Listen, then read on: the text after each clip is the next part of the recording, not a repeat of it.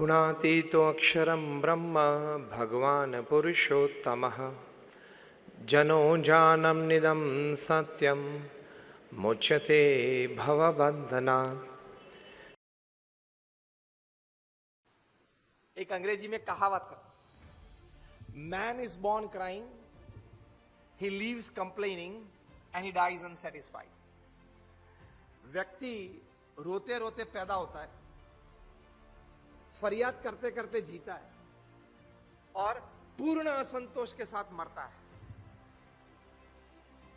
इतना बाकी है, इतना करना था, अगर और 10 साल का समय दे दिया होता मुझे भगवान ने तो ये भी कर देता। असंतोष के साथ मरता है। तो अपने आप को ठीक करना वो क्या है? चलो प्रैक्टिकल अब बात करेंगे। अपने आप को ठीक करना ताकि अपनी दुनिया ठीक हो जाए, वो बात क्या है? प्रथम अगत्य की बात है, आप जो भी कार्य करते हो, जो भी प्रवृत्ति में आप प्रवृत्त हो, जो भी शायद आप सेवा कार्य करते हो या आपका जो भी व्यवसाय हो, उसमें नैतिक प्रामाणिक पुरुषार्थ आप रखें। हम पुरुषार्थ करते हैं, हम सभी परिश्रमी हैं, लेकिन नैतिकता के साथ, प्रामाणिकता के साथ, जिसको अंग्रेजी में एथिक्स बोलते हैं, उसके साथ हमें पुरुषार्थ, सेवा कार्य या कोई भी प्रकार की प्रवृत्ति करनी चाहिए। प्रथम यह बात है, परिश्रमी बनना। जब काम होता है तब हम काम कर लेते हैं, लेकिन एक हैबिट बनाना, एक आदत सी बात जीवन में तय करना कि मैं जब तक 8 घंटा अपना व्यवसाय ना हो तो कुछ सेवा कार्य ना हो तो कुछ पठन, लेकिन 8 घंटा अगर मैं कार्य ना करूं तो मुझे खाने का अधिकार नहीं है, मुझे पीने का अधिकार नहीं है, मुझे सोने का अधिकार नहीं है। जब 2000 की साल में तत्कालीन अमेरिका के राष्ट्र प्रमुख बिल क्लिंटन भारत आए थे, तब हैदराबाद में हाईटेक सिटी में वे पधारे थे और उनका एक कार्यक्रम वहां आईटी प्रोफेशनल्स के लिए रखा गया था। उसमें बिल क्लिंटन ने बहुत एक अच्छी बात की थी कि मैं समझता हूं और मुझे ये इंफॉर्मेशन दी गई है कि भारत में 540 मिलियन युवा हैं, मतलब 54 करोड़ युवा हैं जिनकी आयु 15 से 35 के बीच है। 54 करोड़ जिनकी आयु 15 से 35 के बीच है, मतलब युवा अवस्था में। फिर बिल क्लिंटन ने कहा कि 8 घंटा नहीं तो 6 घंटे, 6 घंटे नहीं तो 4 घंटे भी ये भारत के 540 मिलियन युवा अगर श्रद्धा से, नैतिकता और प्रामाणिकता से अपने कार्य क्षेत्र में पुरुषार्थ करे तो भारत को महासत्ता और विकसित देश बनाने में कोई नहीं रोक सकता। हर एक की जिम्मेदारी बनती है।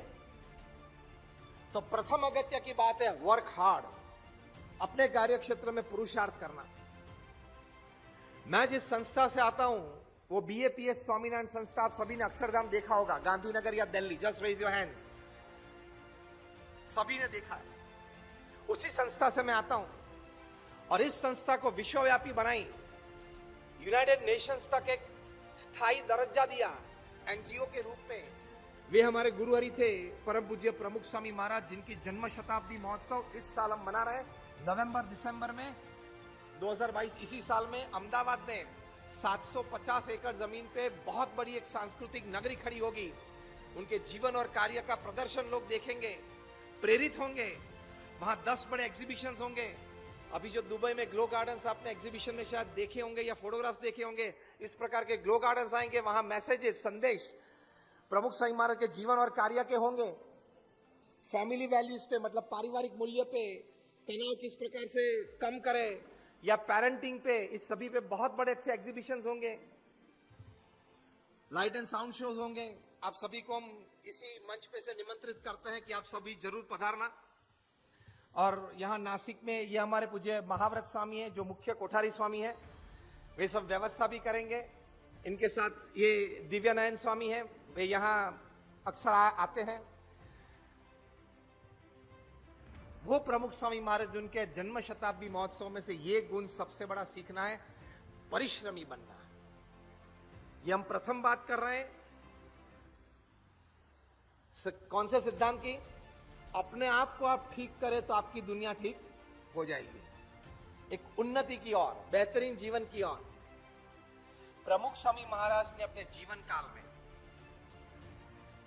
दुनिया के 60 देशों में 18,000 गांव और शहरों में वे घूमे हैं, लोगों की उन्नति के लिए, उनको संस्कृत करने के लिए, उनको निर्व्यसनी करने के लिए, उनके बच्चों को आप अपने बच्चों को शिक्षा के लिए आप स्कूल भेजे, वो प्रेरणा देने के लिए, लोगों को व्यसन मुक्त करने के लिए।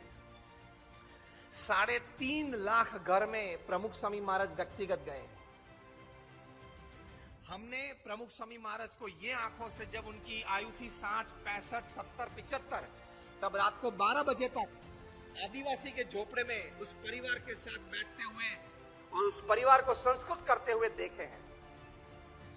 लोग उनको पत्र लिखते थे, मतलब खत लिखते थे, कोई व्यक्तिगत प्रश्न हो, पारिवारिक प्रश्न हो, व्यावसायिक प्रश्न हो, सामाजिक प्रश्न हो, ऐसे 7.5 लाख पत्र उन्होंने पढ़े हैं और उनके उत्तर दिए हैं। मतलब करीबन 50 साल तक रोज के 70 पत्र के जवाब दिए, 70 लेटर्स अ डे।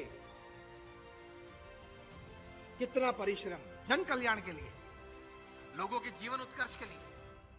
और आपने जो अक्षरधाम देखा, ऐसे छोटे मोटे 1300 कैंपस अपने जीवन काल में प्रमुख स्वामी महाराज ने बनाए और लोगों को समर्पित किया।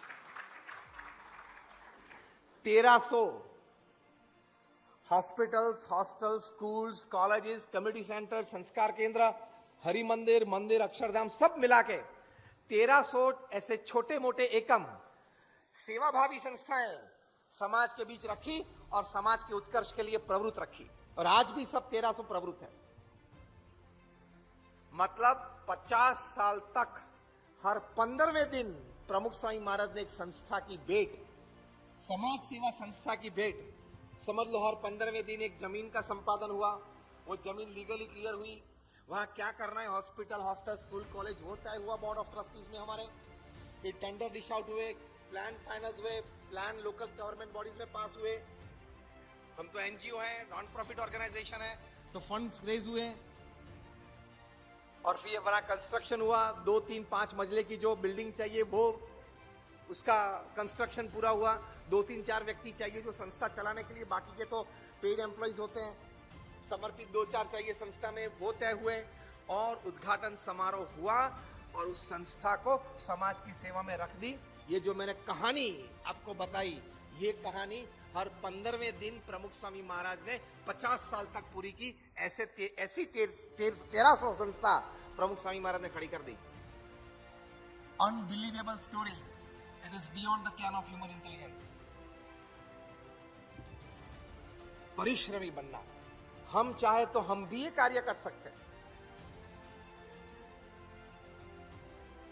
लेकिन उस परिश्रम के साथ नैतिकता और प्रामाणिकता रखना है।